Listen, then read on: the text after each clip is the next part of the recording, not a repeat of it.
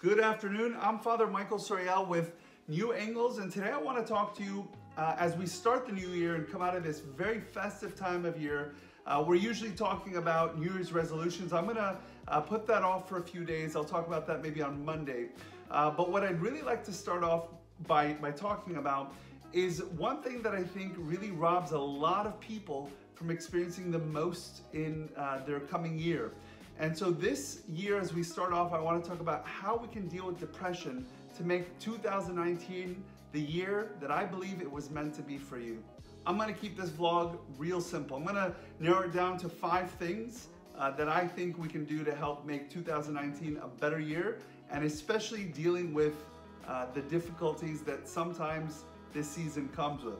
Living here in the Northeast, a lot of people that I know get sad. No, not that kind of sad. Sad as in seasonal affective disorder.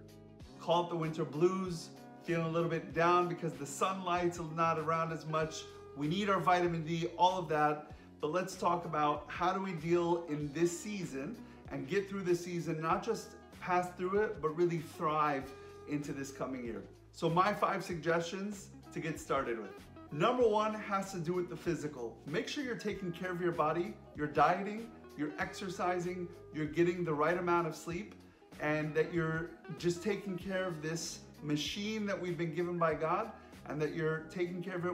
It's well oiled, your proper maintenance, all that kind of stuff. You're putting good stuff in, good stuff will be coming out. You exercise, get those endorphins going, help quite a bit. Number 2 is some of us have experienced a lot of losses and hurts. You've got to really meet those losses and hurts and deal with them rather than just burying them and leaving them hidden underneath the surface. An analogy that I heard years ago that stood out to me was that we're kind of like an iceberg, that 95% of what's going on with the iceberg is actually underneath the surface.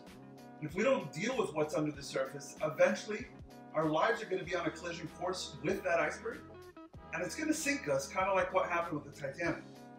But I want to encourage you to meet those losses, deal with the hurts. Don't continue to ignore those things because they're not going away. Number 3, deal with the sin. Oftentimes, depression is rooted in undealt with, unconfessed sin. We'll never be at peace if we ignore something in our lives that we know is against God's will.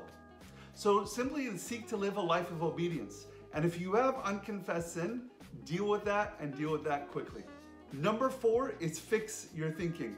I think one of the best ways we can do so is by keeping ourselves immersed in the truth of God's promises that we find in the Holy Bible. So often we're living in this sense of guilt of our past, and we think we can never be forgiven. We're no good, we're worthless. God wants us to suffer, that God's desire for us is not good, and that we're simply to live in the guilt of our past mistakes and decisions. We have to fix our thinking. The wisest man ever to live told us that as a man thinketh, so he is. You've heard the old expression, you are what you eat. Well, the truth is, we are what we think. Number 5 is sometimes we have to reach out and find someone who can provide us good Christian counsel. Now, that may come in the form of a spiritual father or mentor, or it may come in the form of going to a Christian counselor. If there's something inside that's just not going away, it may require more help than the things that I've mentioned below. I would encourage you to find a good Christian counselor, speak to your primary care physician, and see that you may need some additional help. Although it shouldn't be the first resort, it's also something that we need not ignore, especially if we've gone through all of the other steps. Jesus promised us abundant life. In John 10:10, he said, I have come to give you life and that you may have it more abundantly. I want to encourage you as you're seeking to live this abundant life and to overcome some of the seasonal blues that you may be experiencing or the difficulties or the anxieties, that you keep this promise ever before you. And one other bit of advice, avoid making any major life decisions when you're in a depressed or anxious state of mind.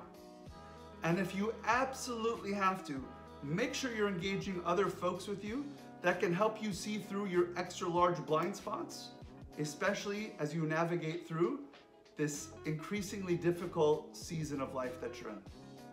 I'm Father Michael Sorial with New Angles, and I want to encourage you and let you know that my prayer is with you, that you might continue to see the world from God's angles. God bless.